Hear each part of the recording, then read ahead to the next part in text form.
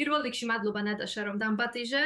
ეს ძალიან ირონიულია რომ დღეს რამდენიმე თვის შემდეგ როცა ყველა დიდი ოცნების შესახებ ლაპარაკობდა ღაზასთვის და მშვიდობის საბჭოს საბწაულებს ახდენდა ღაზაში მათ მოუწიათ ყველაფერი შეემცირებინათ მხოლოდ პატარა გეგმამდე ძალიან შეზღუდულ სივრცეში, რათა მსოფლიოს ეჩვენებინათ რომ მაინც რაღაცას ვაკეთებთ.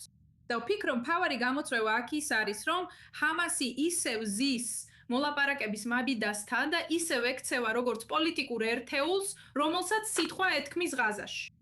თვითონ ღაზელებიც კი გამოვიდნენ და აჯანყდნენ ჰამასის წინააღმდეგ და თქვეს რომ არ გვინდა ჰამასი, ჩვენ გვინდა ისინი ჩვენ არ გვიცენენ. კაირო ამას არ უსმენს, მშვიდობის საბჭო ამას არ უსმენს და ისინი ისე უბრებიან ჰამას. და სწორედ ამიტომ ვართ ისევ ჩიხში და ისინი ვერ ახერხებენ წინსვლას იმ გეგმით, რომელზეც დიდი იმედები ჰქონდათ.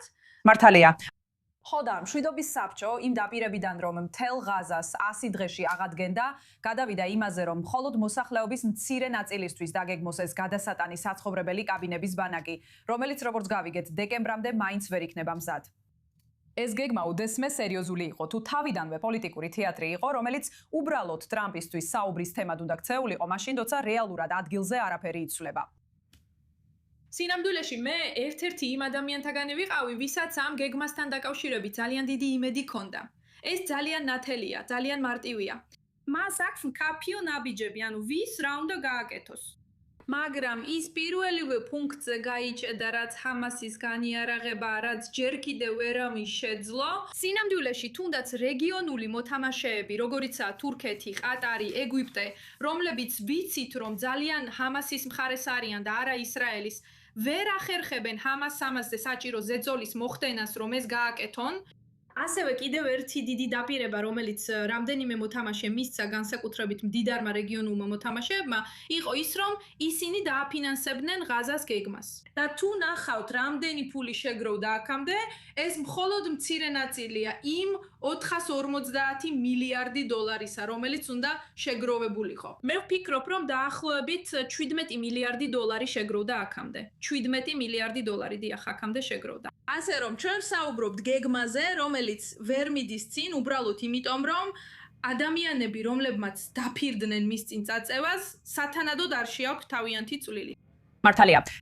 იცით, მინდა ვისაუბრო იმაზე, რომ ჩვენ ხედავთ ამგვარ მუდმივ ბრძოლას, მაშინაც კი, როცა ცეცხლის შეწყვეტაა გამოცხადებული. ისრაელის თავდაცვის ძალები აგრძელებენ დარტყმებს იმ ობიექტებზე, რასაც ისინი ჰამასის სამიზნეებს უწოდებენ. ამ თავდასხმების ფონზე კვლავაც ვხედავთ სამოქალაქო მსხვერპლს. ჩვენი ინფორმაციით, ღაზას მოსახლეობაში ბევრი შიშია იმის გამო, რომ შესაძლოა ახალი მასშტაბური შეტევა დაიწყოს ღაზაში, რადგან ოქტომბერში აქ ისრაელში არჩევნები ახლოვდება. თქვენი აზრით, რა როლი და პასუხისმგებლობა აქვს ახლა ისრაელს? სულ მცირე იმ მხრივ, რომ სცადოს ღაზას სექტორის ნაწილის აღდგენა იმ სამოქალაქო მოსახლეობისთვის, რომლებიც ამ მიმდინარე ომით დაზარალდნენ. ეს ძალიან რთული კითხვაა, მაგრამ მე მჯერა, რომ ისრაელი ნამდვილად გულწრფელია თავის სურვილში, რომ იპოვოს გამოსავალი ღაზას მოსახლეობისთვის.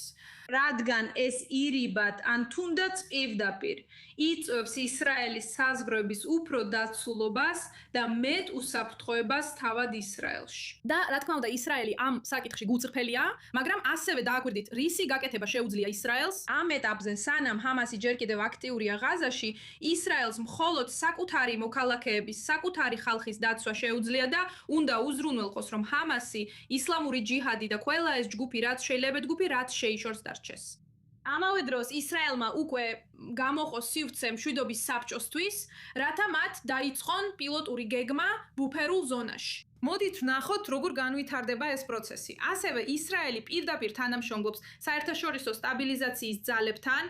ჩვენ მიხილეთ, რომ მაროკო შეუერთდა, რაც საოცარია, რადგან ის აბრაამის შეთანხმების ქვეყანაა. მოდით ვნახოთ, როგორ განვითარდება მოვლენები აქედან.